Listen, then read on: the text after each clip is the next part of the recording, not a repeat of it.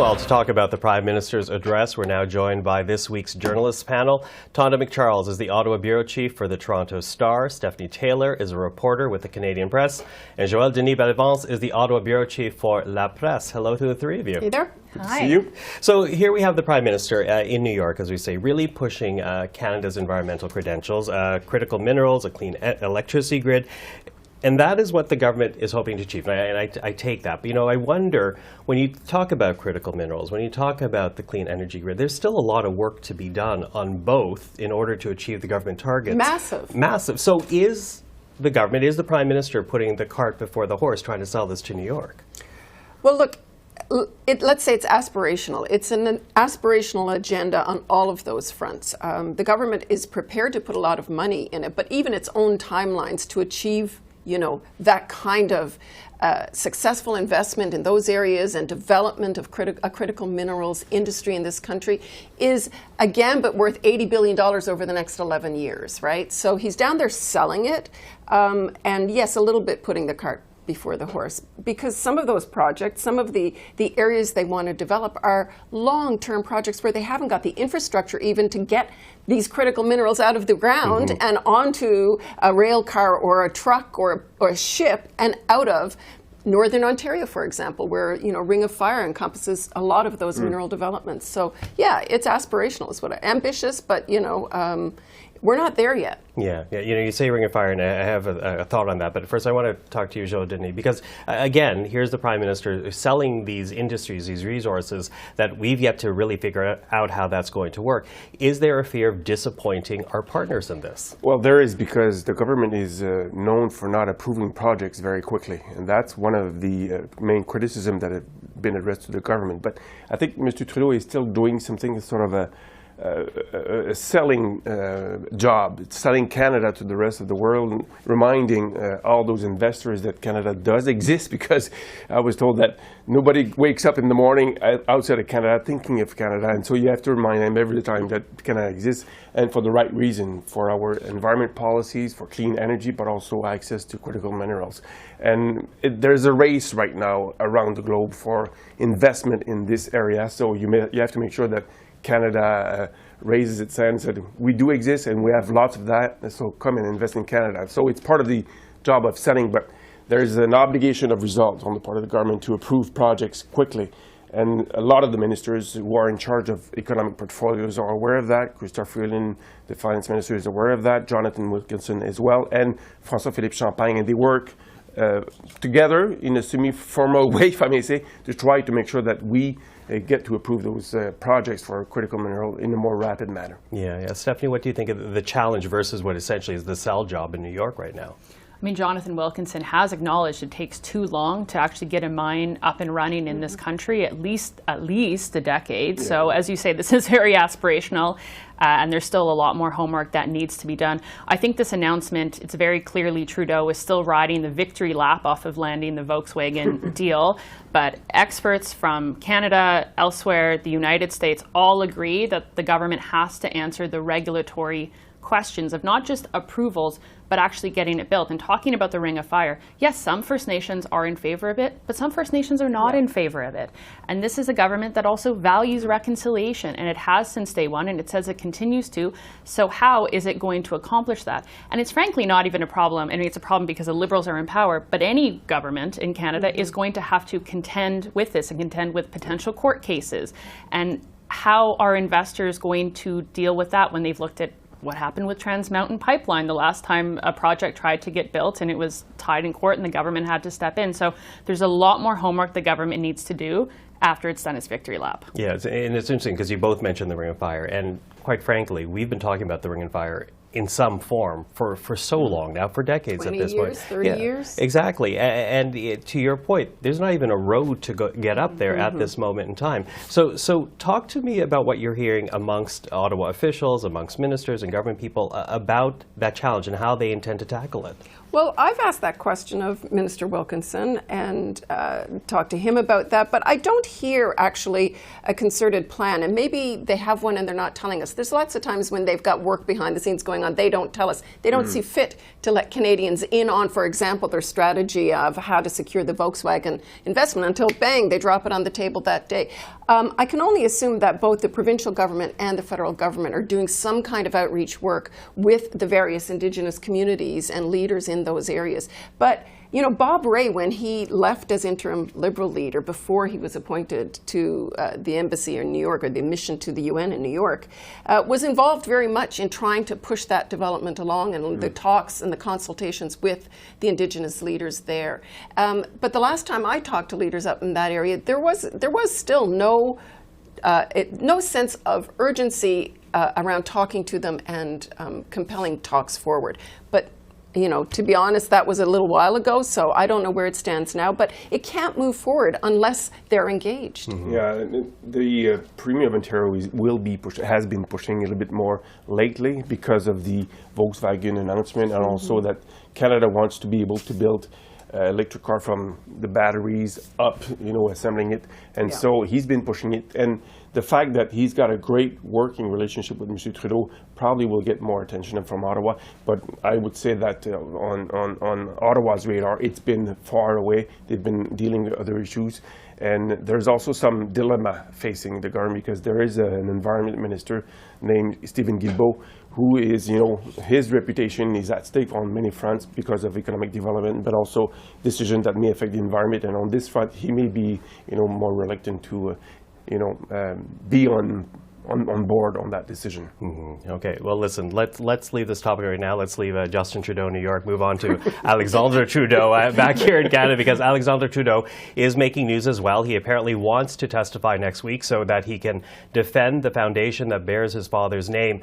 But this week, we're hearing from Pascale Fournier. She is a past president of the Pierre Elliott Trudeau Foundation, and she says past officials misled the Canadian public because of identifying that $140,000 donation as coming from business, rather not identifying it as a donation coming from businessmen from China. It was rather identified as a Canadian donation. Take a listen. I immediately started to ask questions about, why is it that we would have two receipts that are so different, that one seems to be international with money that seems to come from China, and another one with an address in Quebec. And I looked with the CFO, Caroline Lynn, who was working with me on that file. We tried to understand what was sent to the government. Okay, Stephanie, I'll get you to start us out here. How troubling is it to see a recent president essentially distance herself from the foundation with which she was working? This is a foundation that is in damage control. They are in crisis. And I think for any Canadian that is following this story, and I think it's worth saying, it's a confusing story. There's lots of twists and turns, and to keep up with it. And if you're not from Ontario or Quebec, you might not even know what the Trudeau Foundation is or what it really does, that it offers scholarships. But I think any Canadian watching this testimony, if there were watching testimony today, they're seeing a lot of finger pointing, and they're seeing a lot of how is this going to be solved and who is responsible, and again, that kind of damage control. So it's after this testimony, it is hard to see how things are getting any better for the foundation, as it still tries to, as you say, with Mr. Trudeau wanting to appear, kind of salvage that reputation, where it still finds itself in this political epicenter of a fight of who knew what, when, and where. Well, I mean, I think to a certain extent, what Alexandre Trudeau wants to testify about is the kind of good work the foundation does and salvage its reputation. But that's almost beside the point right now to the political debate over, the source of the money. Was there a deliberate effort to identify it or not misidentify it and not reveal its actual origins? And to what extent people were misled around that. And so that's the political question. And honestly, I'm not sure if Alexandre Trudeau is going to shed light on that, or if he's going to find himself sort of at the crosshairs of an attack on he and his brother and his family name, and how he rises to that. Well, I got to say as well. Well, it baited, but he also said this in a newspaper article, right? An interview. Le Devoir, not La Presse, unfortunately. which is why I'm staring at you. But regardless, great paper. So he essentially says that he wants to testify. I don't know if he realized or he realized it would be the ethics committee that would reach out and say, yeah, come speak with us, because a far different committee than the procedures committee. Chaired by the Conservatives. Absolutely, the key part of that. So what do you make of all that? Well, it's Pascal Fournier, I think, pointed out an issue of governance and proper governance in the face of the public, its accountability towards the National Revenue Agency, and also the main provider of fund, innovation, industry, and science department. Mr. Trudeau, Alexandre Trudeau, might be on the hot seat because he's the one who signed the contract for the donation with, whoever signed it on the other end of it, so we don't know. Mm-hmm. So he's the one who signed it, and Pascal Fournier was saying that he did not have the authority to sign that. So that may bring a lot of questions at that committee, and I'm sure that, yes, he's ready to testify, but he should be ready to face some tough questions on the part of the Bloc Québécois, the Conservative, and the NDP as well. Yeah, if he still shows up, because I think that's the other thing we have to watch out for. But they will compel his appearance.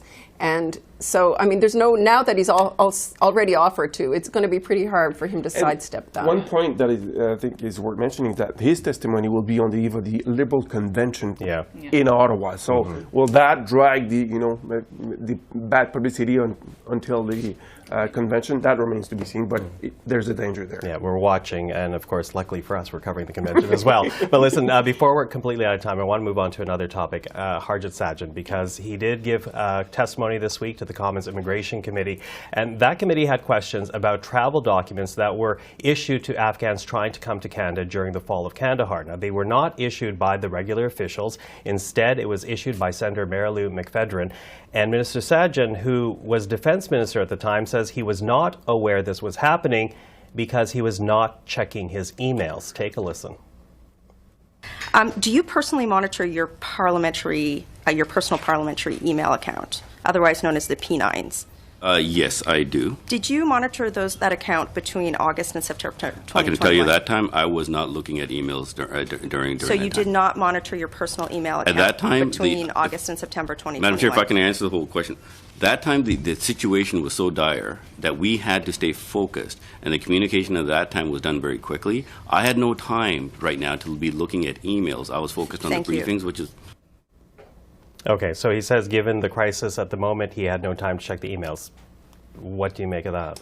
That sounds pretty much like a lame excuse, not looking at your personal emails. That's the first thing that I check in the morning, and I'm assuming a cabinet minister having his responsibility would do the utmost to check his personal emails at a time of crisis, because the Prime Minister probably could send him an email on his P9. So would that mean they wouldn't read those emails? It just shows that Mr. Sajjan is, again, in trouble. Let's explain to people, though, even the context here.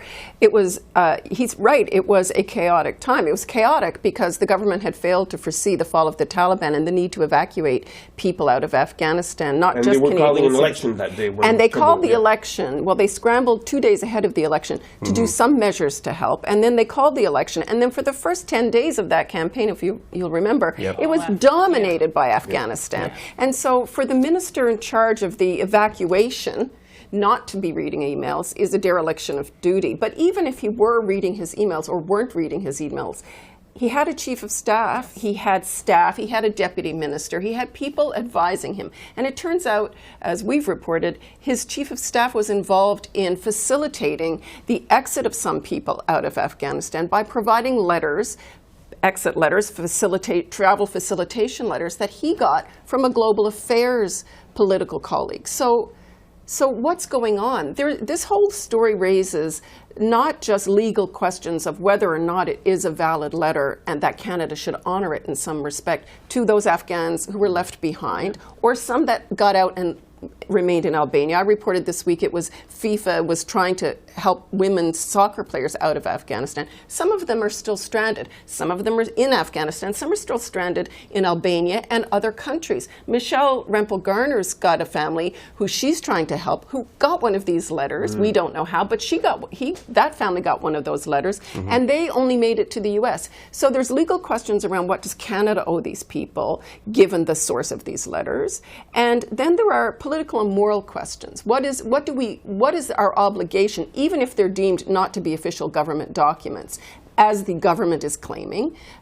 They're identical to the official documents that were being handed out by Immigration and Global Affairs. So it's a problem, and it's a problem going forward because actually, the senator, maybe the senator was acting in good faith, but really, is that the senator's role as well? So there are many, many questions around. Yeah, well, and I think one of the questions also has to be, what is the future of Harjit Sajjan in cabinet? He was appointed back in cabinet after the 2021 election, and we remember up until then, he was in charge of national defense as it handled, headline after headline about mishandled sexual misconduct allegations. And there were questions then, and he found himself back in cabinet. To Tonda's point, ministers are busy people, but that is why they have staff. That is why they have offices. That is why they have infrastructure and resources. And there is an expectation when you are appointed to cabinet to stay on top of your files, whether that's checking your emails, your texts, whatever it may be. And this does raise questions going back to that election where, as you say, Trudeau was hammered for almost 10 days straight, the start of the campaign, of how can you be doing this? How can you say you're on top of the evacuation from Afghanistan while also campaigning for re-election? And the fact that the minister is saying I was too busy to check emails bubbles up those questions again of how seriously was Canada impeded in any way, shape, or form because it was distracted by an election campaign. Now, the Liberals have obviously said that's not the case, but this kind of brings all of those questions bubbling back up, and it does bring those questions up about this minister, but we've seen this songbook with him before. Okay. Well, we watch closely, and sadly we're out of time, but really appreciate the discussion. Tonda MacCharles with the Toronto Star, Stephanie Taylor with Canadian Presse, and Joël-Denis Bellavance with the great paper La Presse. Thank you for the time. Thank you, Michael. Thank you.